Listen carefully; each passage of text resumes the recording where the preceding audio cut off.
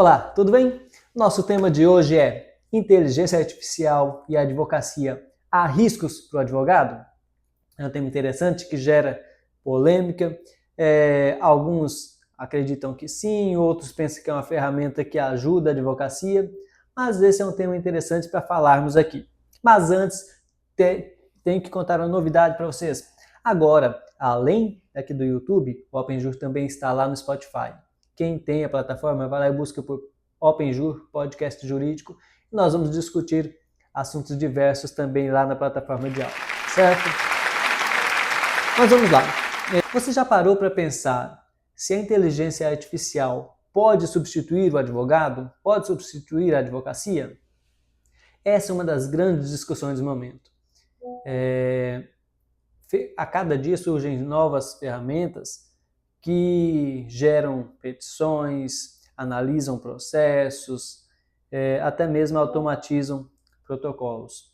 Ferramentas que por vezes são adotadas pelos próprios tribunais e acabam por substituir funções que até outro momento já foi exercida, era exclusiva de um humano que fazia. Então, era um advogado, a pessoa que ia lá e analisava documento por documento para elaborar tese. Hoje existem IAs que fazem toda a análise do processo, fazem um resumo da demanda e até mesmo a petição, a sentença, o acórdão. E isso tem causado discussão, alguns profissionais levantando a situação, esse avanço da IA põe em xeque o exercício da advocacia. E esse é o nosso tema de hoje. Então, é natural que muitos advogados se questionem: será que a IA vai acabar com a advocacia? Mas eu penso que a pergunta deveria ser outra. Será que a IA vai acabar com o advogado que não se adapta? Esse é o ponto. Será que ela substitui integralmente a advocacia ou ela vai complementar aqueles que se adaptaram à nova realidade do direito? Fato é que a inteligência artificial vai transformar o direito. Aliás, isso não é mais para o futuro, já está no presente, ela já está transformando a forma como os operadores do direito atuam. Isso é uma realidade, não tem mais como fugir. Os tribunais superiores utilizam sistemas para triagem, para elaboração de minutas de processos. É o caso, por exemplo, do Victor, a inteligência artificial utilizada pelo STF. Ele faz a leitura e classificação dos recursos extraordinários, otimizando o serviço da corte. Mas isso não significa que os ministros não terão mais ocupação, que não farão análise. Ele otimiza o trabalho, aquele trabalho muitas vezes manual, que levaria horas, dias, alguns casos até meses, por vezes se é concluído em questão de minutos. Nas bancas de advocacia, por sua vez, a IA ela gera minuta de petição, analisa o processo e até mesmo faz uma análise de riscos contratuais. E muitos escritórios já vêm utilizando a inteligência artificial a seu favor, otimizando o tempo e melhorando a sua capacidade de análise, sempre sob a supervisão humana. E aqui, sem contar nas inteligências artificiais generativas, aquelas que criam novos documentos. É o caso do ChatGPT, JusIA, do Jus Brasil. E elas muitas vezes te entregam a petição inicial pronta. Mas nunca, o próprio sistema de inteligência artificial te adverte que ela nunca dispensa a revisão pelo advogado. E quando essa revisão não é feita, surgem alguns problemas, como nós temos visto por diversas vezes, petições realizadas por inteligência artificial que inventam jurisprudência, inventam casos fictícios. Isso porque o advogado não teve o cuidado de analisar a petição, verificar se aquilo correspondia ao caso concreto que ele está trabalhando, se a jurisprudência ali citada de fato reflete o entendimento do tribunal, se há de fato aquele julgado. Então, por mais que a IA ela te ajude, te faça ganhar tempo, ela não vai te substituir. Você precisa fazer revisão. Obviamente que para você revisar, você tem que ter conhecimento.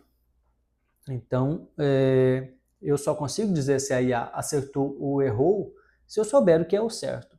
Então, não tem como falar assim, olha, a IA vai fazer tudo sozinha. Não vejo esse risco neste momento. E sabe por que eu não vejo esse risco? Porque a IA ela não tem empatia, ela não se coloca no lugar do cliente, ela não tem sentimentos, ela nunca vai conseguir transmitir com o mesmo nível de sensibilidade os fatos da forma como um advogado assim faria.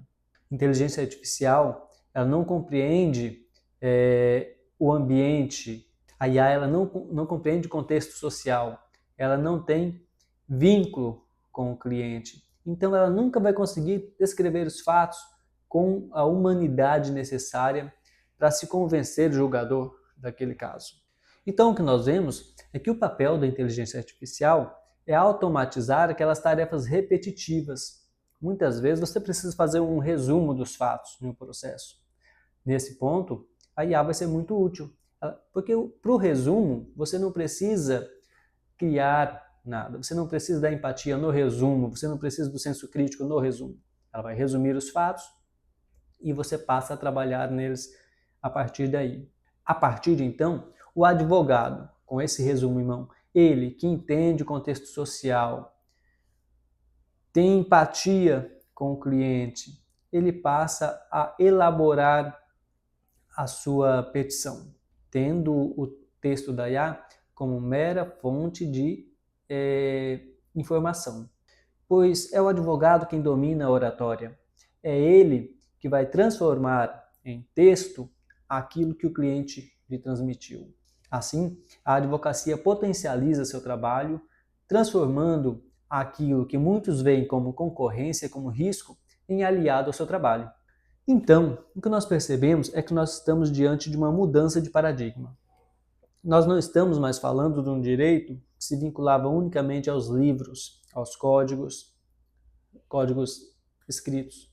Nós estamos falando de um direito que agora, além dos livros, além dos códigos, vão ter lá algoritmos, prompt, que já é uma palavra bem comum hoje na advocacia, você utiliza muito. Então, de fato, é uma nova realidade para quem está no mundo jurídico. Por exemplo, você pode pedir para a IA gerar uma probabilidade de risco no seu processo com base em precedentes. Ela fará isso, porque isso é dado estatístico. Isso não depende de oratório, isso não depende de empatia, isso não depende de análise de contexto social. É puramente estatística. Então, ela vai te fazer essa análise. Isso não aparenta nenhum problema para a advocacia, nem para os tribunais, não viola o código de ética, não viola a sua relação de confiança com o cliente, porque isso é importante. O cliente ele não quer apenas um documento bem redigido, ele quer empatia, ele quer alguém que ouça os seus fatos e se coloque em seu lugar a ponto de defendê-lo perante os tribunais. E essa empatia, esse senso de justiça, até onde sabemos, é exclusivo do ser humano. Então, o que se conclui é que a inteligência artificial está longe de ser o fim da advocacia. Ela exige sim a atualização, que o advogado esteja disposto a conviver com o novo. Ela inicia uma fase da advocacia mais estratégica. Ela põe o advogado como gestor da informação. Ela não elimina o advogado. Ela elimina a repetição, a burocracia, ela otimiza trabalhos. Então, o direito do futuro, a advocacia do futuro, será composto por aqueles profissionais que sabem utilizar a inteligência artificial de modo a otimizar seu serviço, sem, no entanto, deixar de ter a sensibilidade de análise do caso concreto. Portanto, a pergunta não é se a IA vai substituir a advocacia. A pergunta é, você está pronto para trabalhar em um mundo onde a informação é compartilhada entre o ser humano e a máquina? E, principalmente, Você está pronto para interpretar esses dados trazidos e conciliar com a sua atividade? Se você está disposto a receber essa informação nova, você não vai ter problema para lidar com inteligência artificial. Obviamente, nós temos pessoas que têm dificuldades com essas novidades, mas isso aconteceu quando foi implantado o sistema PJE, o sistema EPROC, quando saímos do processo físico, que era folha por folha, que tinha lá 20, 30 volumes. Muita gente estranhou e hoje é uma realidade que não tem volta. O mesmo está acontecendo com a inteligência artificial. É uma realidade que não tem volta. E você, o que pensa sobre isso? Está utilizando a inteligência artificial como aliada ou ainda pensa que ela é um risco à sua advocacia? Pense nisso e lembre-se que a advocacia sempre foi feita de adaptação e evolução. E agora não será diferente. Essa, ao que parece, é apenas mais uma evolução. Tá certo? Até o nosso próximo episódio e nos siga lá no YouTube, nos siga na playlist do Spotify. Forte abraço!